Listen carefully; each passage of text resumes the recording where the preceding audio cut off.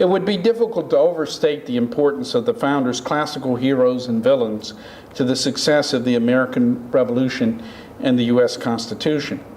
Imagine the founders' excitement at the opportunity to match their ancient heroes' struggles against tyranny and their sage construction of durable republics, to rival the noble deeds that had filled their youth. The founders were thrilled by the belief that they were beginning anew the work of the ancient republicans, only this time with an unprecedented chance of success. Cato and Cicero had lost the first round of combat against the tyranny of Caesar and Augustus, but the founders, starting afresh in a virgin country with limitless resources, could pack the punch that would win the second and decisive round. Thank you.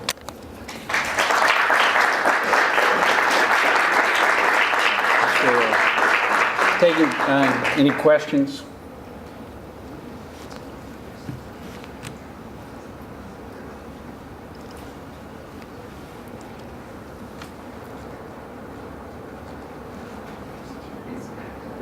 Been sitting too long as I like to live up here. I'm curious, in the study of the classics and with the current religious right in our country, and Thomas Jefferson, who was, I understand, called an atheist in his time, but that's okay. Other religious people were called atheists as well. It's kind of an insult to throw. And Thomas Jefferson cut apart, scissored the Bible and produced what's called the Jefferson Bible. Can you help me to reconcile that with what's going on? With what's going on today, or? Yeah, well, in part today, but with his classics interest. Oh, sure. How does that relate to his doing this with the Bible? And I am a secular humanist, by the way, and sure. So whatever.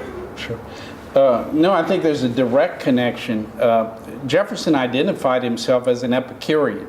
Now, I don't think that's technically true, because if you start getting into Jefferson, you discover some Stoic ideas. For instance, he believed in the moral sense, which is an innate conscience, which the Epicureans did not believe in.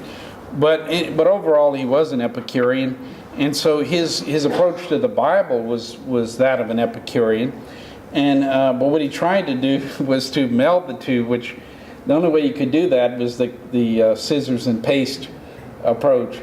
Basically, what he said was that the Gospels were garbled. He didn't believe this is what Jesus really taught, and so what he did was he took the Bible, he threw out the whole Old Testament. He said that's irrational. You know, the idea that God would have a chosen people is irrational.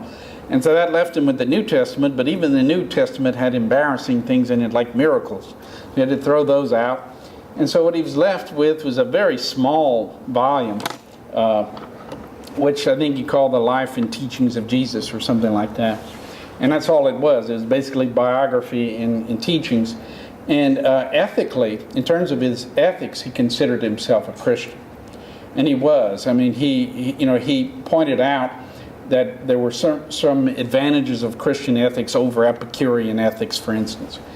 So I think in terms of ethics, he was a Christian. In terms of metaphysics, theology, what have you, more of an Epicurean, which fit in with the deism of the day. You know, the Epicurists argued that there were gods, but they didn't intervene in human affairs.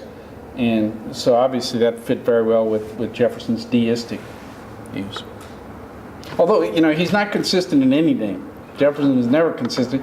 And so if you go to the Jefferson Memorial, what do you see up there on the wall engraved is his warning about slavery.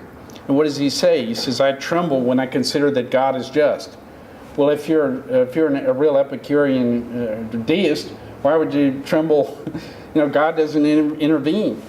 So there's still some part of him that may have thought, well, maybe God does intervene. And that's why he trembled, because obviously slavery was unjust. So he's a very complicated man, and it's rarely consistent on any point. Thank you, Dr. Sure.